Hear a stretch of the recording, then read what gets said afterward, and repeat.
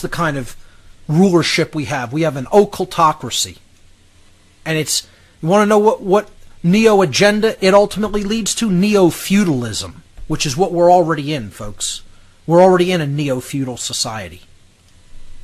That's the only kind of government there is on the earth, is feudalism.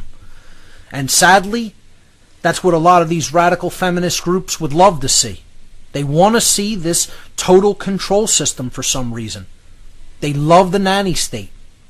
They think somehow it's strength, when in fact it's total chaos and destruction. And the only way we're going to help heal this divide is to bring these attentions to the fore. We can't keep staying silent about these things. We have to put them up in people's faces and talk about it. It's not going to be healed through silence. So, I mean, those are the basic issues and dynamics that I wanted to bring up regarding this topic. I'd like to talk a little bit about the reactionary movements that are going on regarding the whole neo-feminism agenda, because of course with every action there's going to be an equal and opposing reaction. And again, many of these just set the stage for confrontation and a further divide and war. That's what they want, war between the sexes. You can't understand. You have to understand, that's all these people want. They want division and war. That's it. They want to continue to suck off of that energy. Because as long as people are divided and at war with each other, they're never going to understand the predator, the mindset of the predator that's already exploiting and preying upon them. I don't understand how people can't grasp that. So you have the men's reaction movements to the neo-feminism agenda. You know, men's rights activism in general, MRA. And then you have other groups that identify as MGTOW or MGTOW, which stands for, MRA stands for men's rights activism, and then MGTOW stands for men going their own way, which is a men's, I would call it a reactionary movement against the neo-feminism agenda that is about totally cutting off from interaction with women. Men's rights activism largely points out some of these things that I've been talking about over the last many weeks and wants to try to bring some more education and discussion to the fore regarding these things. But again, it's very, both of these seem to me to be very incendiary. I've tried to take a more balanced perspective and not try to foment a further war, which is why I would say I would not consider myself a member of any type of reaction movement such as that. I consider myself an individualist who, you know, studies these dynamics and makes up my own mind about them, and then tries to explain to others how these dynamics are really working in society. I think getting involved with any particular group is probably the wrong answer. I'm not a collectivist in general. In what I consider my nature, I don't see myself anymore. Maybe I once did, so I shouldn't say it's my nature, but I've changed my condition, let's put it that way, to wanting to be involved in groups, to, you know, working on my own, and I will work with certain groups of people if I feel their intent is, you know, pure and well-founded. But I just, you know, don't consider myself a group joiner anymore. I think I learned my lesson on why it's probably a bad idea to get involved in group dynamics, period. Okay? So, you know, you could look at some of these movements and you do see some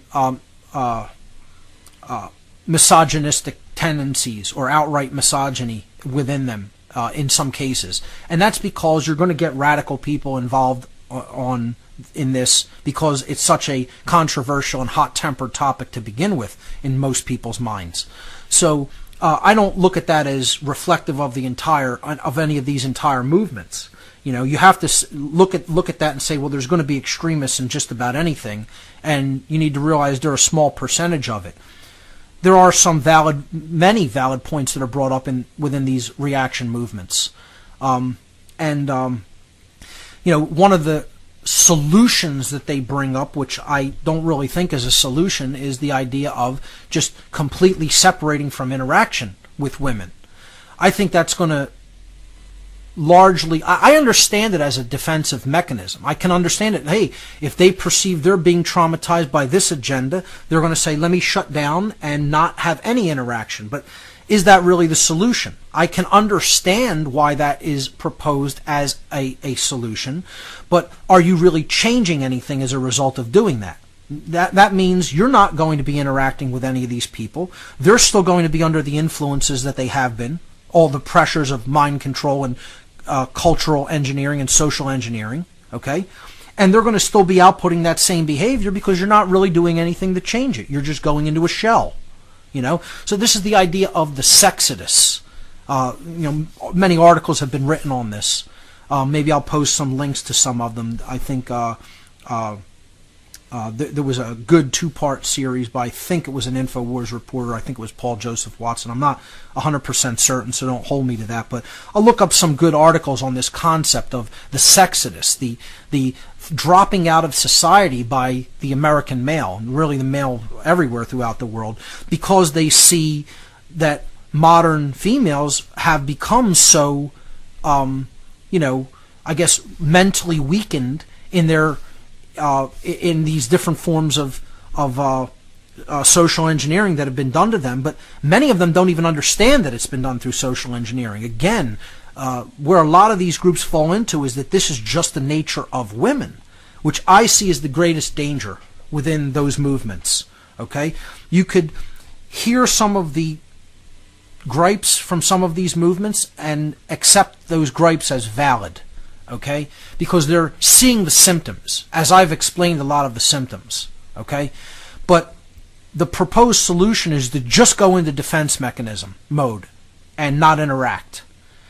That I see I understand it as a short-term defense mechanism, but long-term I would say that's going to lead to more problems, because what you're doing is you're just going to allow the social engineering to take its course without any resistance. So I'm kind of wrapping up the neo-feminism agenda topic, and maybe I will continue this next week. Maybe I'll do an all-call-in show next week on this to let people air their comments or questions or concerns. But I feel like I've touched on most of the topics that I want to touch on, and I left on that note of the whole MRA and MGTOW movements as what I consider kind of reactionary to this, understanding a lot of their concerns that they bring up, recognizing that many of them do see the symptoms of what's happened in the social, socio-sexual divide between the sexes in our society, but many of them incorrectly ascribing this to quote-unquote human nature or quote-unquote female nature, which is absolutely the deepest trap that one could fall into when approaching this topic in general. Almost overwhelmingly, you do not see people within these movements as being spiritually awakened. They are very left-brained. They have a lot of knowledge and information about what has gone on, but many of them are of this total left-brain scientism religion that will not allow them to see the nature of the control system that really is in place occultically. Even many of them are anti-state and have understood the violence that's inherent in statism, but yet they still don't see that as connected to morality, and don't understand the nature of objective morality, certainly don't understand natural law to a deep extent, and most definitely do not understand the occult aspects of the control system. And that's the number one thing. If you go back to my Streetwise Spirituality seminar, which I wish a lot of people within these type of movements would look at, the very first characteristic of being truly spiritually awakened that I listed in that seminar, Streetwise Spirituality, was knowing about the occult and understanding that it has both dark and light sides to it. That was the number one criteria for being truly spiritually awake. Out of all the other possible things that it means to be enlightened or awakened, that was what I listed as number one, as the most important characteristic. And everywhere I look, it always comes back to that one dynamic, ladies and gentlemen. Always. The people who are deeply awake, who are truly awake, understand the occult. I'm not saying they have to be practicing occultists, okay? Hear what I'm saying, not you what you want to hear in what I'm saying. I'm saying they know of the existence of occultism.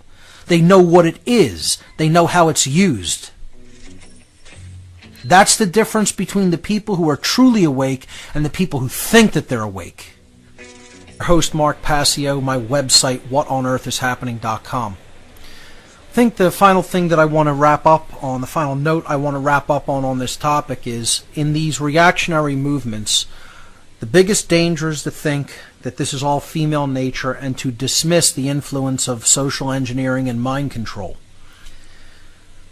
The people within these movements have to become deeply awoken spiritually and understand the nature of the occult forms of mind control that have been used against our society. If you don't understand that, you don't really understand the nature of what's going on around you.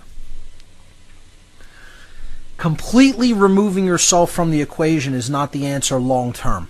I get why people want to do that as a defensive mechanism, because they've been traumatized by this. Okay? You want to do that for a time? I did that for a time, folks. Didn't interact with anybody.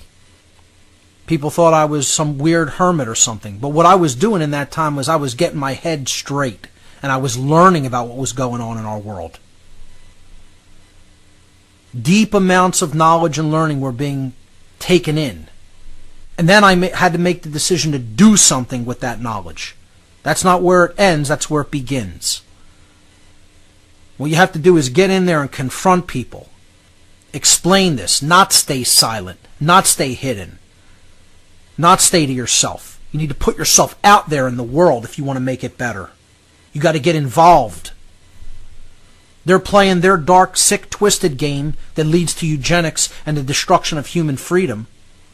We have to get on the battlefield and play the real game of awakening the human mind to the truth, to true care and to right action. That's called the great work. And it involves courage. It involves persistence. And it involves real care for all. It involves understanding that this is not human nature, what we are experiencing. This is the deeply mind-controlled human condition. And I think that's a good place to leave this topic at, except for, of course, we'll be exploring it more in the calls that I'll be doing in this hour, and I think next week I'll do an all-call-in show on this very topic. For anybody that has any further questions, wants any clarification, wants to ask about any resources or just air out whatever concerns or comments that they have. It's good to, from time to time, just do an all-call-in show. So maybe I'll do that next week. And again, as I talked about on previous shows, after wrapping up this topic, I'm going to go back into exploring gun ownership rights and why it's so important, and how there's still so many people in the world that don't understand why it's important or refuse to acknowledge it because they're too absolutely sickeningly right-brained. They're not in a balanced state of mind. It's bad to be totally left-brained and be a dominator, but it's also bad to be completely right-brained and to not want to stand up for yourself through self-defense. Enlightenment is about the two pillars, the non-aggression principle and the self-defense principle, combined. That's the holy union of the sacred feminine and masculine. There's still a lot of people that don't get that. So I'm going to give my whole Second Amendment presentation on the air in a somewhat extended format. And then, we'll talk about gun ownership rights and what it's really deeply about. Why it's a cherished tradition in the United States and why that has to spread to the rest of the world.